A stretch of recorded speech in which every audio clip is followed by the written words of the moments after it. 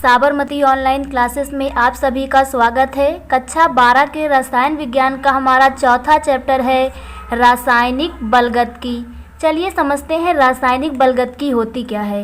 रसायन विज्ञान की वह शाखा जिसके अंतर्गत हम लोग अभिक्रियाओं की दर, किसकी अभिक्रियाओं की दर, उनको प्रभावित करने वाले कारक क्या क्या हैं, इसका अध्ययन करते हैं। तो ऐसे विज्ञान को, रसायन विज्ञान को हम लोग क्या कहते हैं? रासायनिक बलगतकी।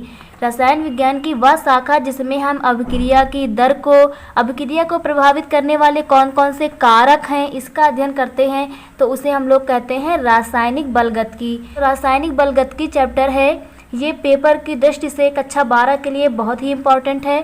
तो इसका पहला विषय है हमारा अभिक्रिया की दर या वेग क्या क्या है। अभिक्रिया की दर क्या होती है? अभिक्रिया की दर को ही अभिक्रिया का वेग कहते हैं। तो क्या होता है? वह निश्चित दर, वह निश्चित दर की बात की गई तो वह निश्चित दर जिस पर समय परिवर्तन के साथ साथ अभिकारक पदार्थों की सांद्रता का परिवर्तन हो जाए। वह निश्चित दर जिस पर समय बदलता रहे और क्या होता जाए, जो अभिकारक पदार्थ है उसकी सांद्रता बदलती रहे। अभिकारक पदार्थ क्या होते हैं? किसी भी रासायनिक अभिक्रिया में जिन पदार्थों को लेकर के हम अभिक्रिया शुरू कराते हैं तो उन पदार्थों को कहा जाता है अभिकारक पदार्थ, और अभिक्रिया के फलस्वरूप हमें जो पदार्थ प्राप्त होते हैं उन्हें उत्पाद कहा जाता है। दर जिस पर अभिकारक पदार्थों की जो सांद्रता होती है, जो अभिकारक पदार्थों की सांद्रता है, समय परिवर्तन के साथ साथ सांद्रता का परिवर्तन हो जाए, अभिक्रिया की दर या फिर अभिक्रिया का वेग कहते हैं। दर का मतलब है कि समय बदलने के साथ साथ सांद्रता बदल जाए तो उसी को हम लोग अभिक्रिया का दर या वेग कहते हैं। यदि अभिकारक के dx मोल लिए गए हों, कितने dx मोल, हमने अभिकारक के dx मोल हमारे परिवर्तित हुए हैं, कितने परिवर्तित हुए हैं? dx मोल। यदि अभिकारक के dx मोल जो है हमारे अतिसूक्ष्म समय अंतराल dt में परिवर्तित हुए हैं, यानी किसी समय अंतराल dt में जो अभिकारक पदार्थ के कितने मोल परिवर्तित हुए हैं? dx मोल परिवर्तित हुए हैं, तो अभिक्रिया का वेग क्या हो जाएगा? dx बटे dt, यानी जितने मोल परिवर्तित हुए हैं वो बटे समय जितना लगा है। तो ये होता है अभिक्रिया का वेग। वेग का मतलब एक प्रकार से स्पीड होती है, दर होती है। यदि अतिसूक्ष्म समय अंतराल dt में जो समय अंतराल इसमें dc मोल बचे हों, dc मोल क्या रह गए हों? शेष बचे हों, तब अभिक्रिया का वेग क्या होगा? माइनस का dc बाई dt हो जाएगा। माइनस का dc बाई dt, यहाँ माइनस क्यों लगाया गया है? तो माइनस चिन्ह यह प्रदर्शित करता है कि समय बदलने के साथ साथ जो अभिकारक पदार्थ हमने ले रखा था उसकी सांद्रता क्या होगी? घटती जाएगी, उसकी सांद्रता घटती जाएगी। तो ऋणात्मक चिन्ह यह प्रदर्शित करता है कि समय परिवर्तन के साथ साथ जो अभिकारक पदार्थ हैं उनकी सांद्रता क्या होगी? घटती जाएगी, इसीलिए यहाँ ऋणात्मक चिन्ह लगाया गया है। अभिक्रिया की जो दर होती है, वेग होता है, इसका मात्रक होता है मोल प्रति लीटर सेकंड होता है। क्या होता है? मोल प्रति लीटर सेकंड होता है।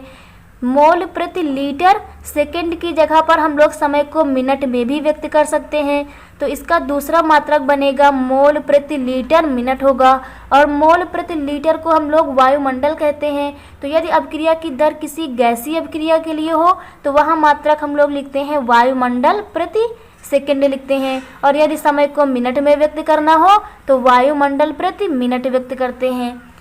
आगे देखते हैं कि अभिक्रिया की दर को प्रभावित करने वाले कारक कौन कौन से हैं। तो अभिकारक की जो सांद्रता होती है ये अभिक्रिया की दर को प्रभावित करती है। ताप और प्रकाश का भी प्रभाव अभिक्रिया की दर को प्रभावित करता है। उत्प्रेरक जो होते हैं हमारे, तो उत्प्रेरक के बारे में हम लोग आगे चर्चा करेंगे। उत्प्रेरक वे पदार्थ होते हैं जो किसी रासायनिक अभिक्रिया की दर को, वेग को घटा या बढ़ा देते हैं। और क्रिया कारकों का पृष्ठीय क्षेत्रफल, जो रासायनिक अभिक्रिया कराई जा रही है जिस पर, उसका पृष्ठीय क्षेत्रफल क्या है, इस पर भी अभिक्रिया की दर कितनी तेजी से होगी कोई अभिक्रिया, ये निर्भर करता है। अगला विषय हमारा वेग नियम क्या होता है। वेग नियम, तो वह गणितीय व्यंजक, क्या चीज़? वह गणितीय व्यंजक जो अभिकारकों की मोलर सांद्रता पर अभिक्रिया की दर की प्रायोगिक निर्भरता दर्शाता है। जो हमारी अभिक्रिया हो रही है इसकी दर की प्रायोगिक निर्भरता को दर्शाता है, किस पर? मोलर सांद्रता पर। तो इसे हम लोग कहते हैं अभिक्रिया का वेग नियम। वेग स्थिरांक किसे कहते हैं? वेग स्थिरांक तो आप लोग कक्षा 11 में भी पढ़ चुके हैं। वेग स्थिरांक को विशिष्ट अभिक्रिया वेग भी कहते हैं। तो इसे समझते हैं। माना रासायनिक उत्क्रमणीय अभिक्रिया हमने A+B और ये उत्क्रमणीयता का चिन्ह लगा है C+D हमने ले रखा है। कोई भी हमने एक उत्क्रमणीय अभिक्रिया ले रखी है। उत्क्रमणीय अभिक्रिया जो दोनों दिशाओं में होती हों। A+B को लेकर चलेंगे तो C+D बनेगा, C+D को लेकर चलेंगे तो A+B बन जाएगा। तो यहाँ से हम लोग लिखेंगे रासायनिक अभिक्रिया की दर क्या होगी। हम लोगों को पता है कि जो रासायनिक अभिक्रिया की दर होती है अभिकारक पदार्थों के सक्रिय द्रव्यमानों के गुणनफल के अनुक्रमानुपाती होती है। किसी भी रासायनिक अभिक्रिया की जो दर होती है अभिकारक पदार्थ जो होते हैं इनका सक्रिय द्रव्यमान को इस कोष्ठक से व्यक्त करते हैं। तो जितने भी हमारे अभिकारक पदार्थ हैं इनके सक्रिय द्रव्यमानों का गुणनफल जो होता है अभिक्रिया की दर के क्या होता है? अनुक्रमानुपाती होता है। तो यहाँ पर हमने अनुक्रमानुपाती का चिन्ह लगा दिया और अभिकारक पदार्थों के सक्रिय द्रव्यमान लिख दिए और बीच में गुणनफल लिख दिया, इनका गुणा कर दिया। रासायनिक अभिक्रिया की दर क्या हो जाएगी? जब हम लोग अनुक्रमानुपाती का साइन हटाते हैं तो एक नियतांक जोड़ते हैं। तो यहाँ पर हमने एक नियतांक K जोड़ दिया है और सक्रिय द्रव्यमान A इंटू सक्रिय द्रव्यमान B है। यदि हम लोग सक्रिय द्रव्यमान A बराबर मान लें सक्रिय द्रव्यमान B के, जिसकी वैल्यू 1 मान ले, तो होगा क्या कि जो हमारी रासायनिक अभिक्रिया की दर है वो बराबर हो जाएगा K के, क्योंकि इसकी जगह पे हम 1 रखेंगे, इसकी जगह पे हम 1 रखेंगे। तो यहाँ से हमें मिलेगा रासायनिक अभिक्रिया की दर जो होगी बराबर हो जाएगी K के। यही K हमारा है वेग स्थिरांक। K हमारा क्या है? वेग स्थिरांक। तो इसकी परिभाषा यहाँ से निकलेगी, किसी रासायनिक अभिक्रिया की दर को ही अभिक्रिया का वेग स्थिरांक कहते हैं। कब? यदि जो हमारे अभिकारक पदार्थ हैं इनकी सांद्रता को ही हम लोग सक्रिय द्रव्यमान कहते हैं। यदि अभिकारक पदार्थ जो है इनकी सांद्रता क्या हो? 1 हो, तो जो रासायनिक अभिक्रिया की दर है उसे ही अभिक्रिया का वेग स्थिरांक कहते हैं। तो ये है परिभाषा हमारी, किसी रासायनिक अभिक्रिया की दर को अभिक्रिया का वेग स्थिरांक कहते हैं यदि अभिकारक पदार्थों की सांद्रता 1 हो। चलिए वेग स्थिरांक का मात्रक देखते हैं। वेग स्थिरांक का मात्रक होता है मोल प्रति लीटर। क्या होता है? मोल प्रति लीटर की पावर 1 - n। मोल प्रति लीटर की पावर 1 - n और इंटू सेकेंड इनवर्स होता है। मोल प्रति लीटर की power 1 - n into second inverse होता है। या फिर इसको मोल प्रति लीटर को हम लोग क्या लिख सकते हैं? वायुमंडल। तो वायुमंडल की पावर 1 - n हो जाएगा और सेकेंड इनवर्स हो जाएगा।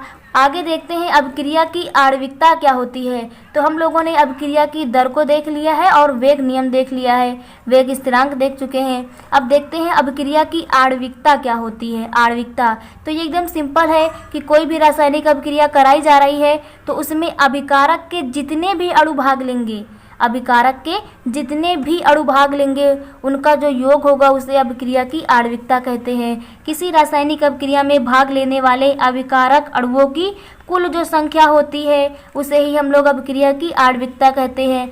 जैसे उदाहरण में दिखाया गया है C12H22O11 प्लस H2O बनेगा क्या हमारा C6H12O6 प्लस C6H12O6।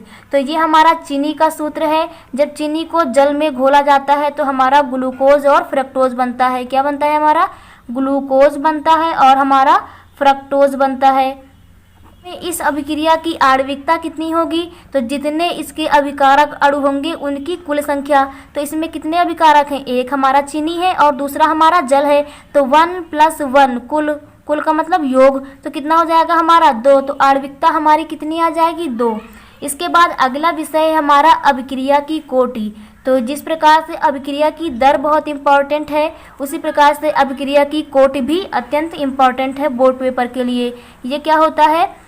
किसी रासायनिक अभिक्रिया में भाग लेने वाले, कोई भी रासायनिक अभिक्रिया हो रही है उसमें भाग लेने वाले जो अभिकारक पदार्थ होंगे, अभिकारक पदार्थ के सांद्रण का परिवर्तन, इतना याद रखना है कि किसी भी रासायनिक अभिक्रिया में भाग लेने वाले अभिकारक पदार्थों के सांद्रण का परिवर्तन, यदि जो अभिकारक पदार्थ हैं इनके सांद्रण में जो परिवर्तन हो रहा है वो यदि अभिक्रिया के वेग को निर्धारित करे, अभिक्रिया के वेग को निर्धारित करे तो इसे अभिक्रिया की कोटि कहते हैं। कोई भी रासायनिक अभिक्रिया हो रही है उसमें यदि अभिकारक पदार्थ की जो सांद्रता है अभिक्रिया की दर को निश्चित करें, निर्धारित करें, तो उसे हम लोग अभिक्रिया की कोटि कहते हैं। उदाहरण के रूप में जैसे हमारा पहला है H2 + Cl2, सूर्य के प्रकाश में HNu क्या है, सूर्य के प्रकाश में बनेगा 2HCl, तो ये हमारी अभिक्रिया की कोटि है। अभी आगे हम लोग बात करेंगे कि ये किस प्रकार की अभिक्रिया की कोटि है। अगला है हमारा H2O2 बनेगा H2O + ½ O2, और तीसरा एग्जाम्पल है हमारा CH3COO C2H5 + H2O। H+ का मतलब है अम्लीय माध्यम है, ये अभिक्रिया किस में कराई जा रही है, अम्लीय माध्यम में, तो हमारा बनेगा CH3COOH और प्लस का C2H5OH। तो यहाँ पर जो हमारा CH3COO C2H5 है इसे बोलते हैं एथिल एसीटेट। क्या बोलते हैं, एथिल एसीटेट, एथिल एसीटेट है हमारा ये। और जो हमारा CH3COOH है इसे बोलते हैं एसिटिक अम्ल बोलते हैं। क्या बोलते हैं, एसिटिक अम्ल, और ये है हमारा एथिल एल्कोहल, एथिल एल्कोहल है हमारा। तो आप लोगों को अभिक्रिया की कोटि समझ में आ गई होगी कि अभिकारक पदार्थों के सांद्रण का परिवर्तन यदि अभिक्रिया के वेग को निर्धारित करे तो इसे क्या कहते हैं, कोटि कहते हैं। आगे है हमारा शून्य कोटि की अभिक्रिया क्या होती है। अभी हमने देखा अभिक्रिया की कोटि क्या होती है, अब बात करेंगे शून्य कोटि की अभिक्रिया क्या होती है। तो किसी रासायनिक अभिक्रिया में भाग लेने वाले, बिल्कुल हम लोग अभिक्रिया की कोटि से परिभाषा निकालेंगे। किसी रासायनिक अभिक्रिया में भाग लेने वाले यदि अभिकारक पदार्थों के सांद्रण का परिवर्तन अभिक्रिया के वेग को निर्धारित नहीं करे, यदि करे तो अभिक्रिया की कोटि कहलाएगी, यदि निर्धारित नहीं करे तो उसे हम लोग शून्य कोटि की अभिक्रिया कहते हैं। क्या कहते हैं, शून्य कोटि की अभिक्रिया। किसी रासायनिक अभिक्रिया में भाग लेने वाले अभिकारक पदार्थों के जो सांद्रण का परिवर्तन है अभिक्रिया के वेग को निर्धारित नहीं करे तो उसे हम लोग क्या कहेंगे, शून्य कोटि की अभिक्रिया। एग्जाम्पल में देखते हैं H2 + Cl2, सूर्य के प्रकाश की उपस्थिति में HNu में क्या बनेगा, 2HCl, तो ये अभिक्रिया हमारी शून्य कोटि की अभिक्रिया है। कौन सी कोटि की अभिक्रिया है, शून्य कोटि की, क्योंकि H2Cl2 जो हमारे अभिकारक हैं इनका जो सांद्रण होगा, सक्रिय द्रव्यमान होगा, इस अभिक्रिया को निर्धारित नहीं करते हैं, तो इसलिए इस अभिक्रिया को हम लोग कहते हैं शून्य कोटि की अभिक्रिया। याद रखिएगा, कभी कभी 1 नंबर में अभिक्रिया दे करके पूछा जाता है कि निम्न में से कौन सी शून्य कोटि की अभिक्रिया है। तो H2 + Cl2 बनेगा 2HCl, सूर्य के प्रकाश की उपस्थिति में हमारी कौन सी अभिक्रिया है, शून्य कोटि की अभिक्रिया है। आगे देखते हैं प्रथम कोटि की अभिक्रिया क्या होती है। यदि आप लोगों को अभिक्रिया की कोटि समझ में आ गई है तो प्रथम कोटि की अभिक्रिया समझने में कोई दिक्कत नहीं होगी। किसी रासायनिक अभिक्रिया में बिल्कुल वही अभिक्रिया की कोटि की परिभाषा, सिर्फ थोड़ा सा चेंज होगा। किसी रासायनिक अभिक्रिया में अभिकारक पदार्थों के एक अणु के, सिर्फ इतना जुड़ेगा, अभिकारक पदार्थों के एक अणु के सांद्रण का परिवर्तन यदि अभिक्रिया के वेग को निर्धारित करे तो इसे हम लोग कहते हैं प्रथम कोटि की अभिक्रिया। किसी रासायनिक अभिक्रिया में जो अभिकारक पदार्थ हैं इनके एक अणु के सांद्रण का परिवर्तन यदि अभिक्रिया के वेग को निर्धारित करे तो इसे हम लोग क्या कहते हैं, प्रथम कोटि की अभिक्रिया कहते हैं। इसका एग्जाम्पल है हमारा H2O2, इसे हाइड्रोजन पेरोक्साइड कहते हैं। H2O2 की अभिक्रिया कराई जाए तो बनता है H2O + ½ O2, इसे कहते हैं प्रथम कोटि की अभिक्रिया। अगला उदाहरण है हमारा CH3COO C2H5, इसका नाम तो अभी हमने आप लोगों को बताया, एथिल एसीटेट। H2O के साथ जब अम्लीय माध्यम में अभिक्रिया कराई जाए, अम्लीय माध्यम में, तो ये हमारी प्रथम कोटि की अभिक्रिया कहलाती है। C12H22O11 जो है चीनी की अभिक्रिया जल से कराई जाए तो हमारा ग्लूकोज फ्रक्टोज बनता है, ये भी हमारा कौन सी अभिक्रिया है, प्रथम कोटि की अभिक्रिया है। याद कीजिएगा कि जो हमारा ग्लूकोज और फ्रक्टोज बनता है इसमें यहाँ पर H+ उपस्थित नहीं होगा, तब यह प्रथम कोटि की अभिक्रिया कहलाएगी। आगे देखते हैं द्वितीय कोटि की अभिक्रिया क्या होती है।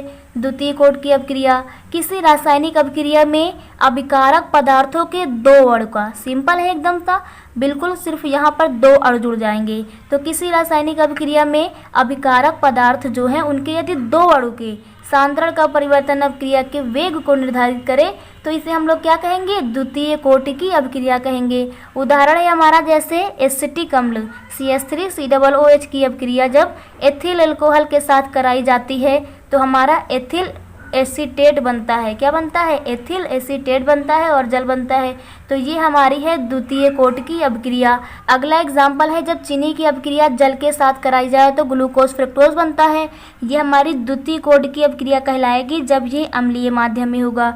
तो जब हमारा चीनी जो है अम्लीय माध्यम में अभिक्रिया कराई जाएगी तो द्वितीय कोट की, और यदि चीनी की अभिक्रिया जल से अम्लीय माध्यम में ना कराई जाए तो क्या कहलाएगी? वो प्रथम कोट की अभिक्रिया कहलाएगी। तो इसके आगे का हम लोग नेक्स्ट वीडियो में देखेंगे। Thank you.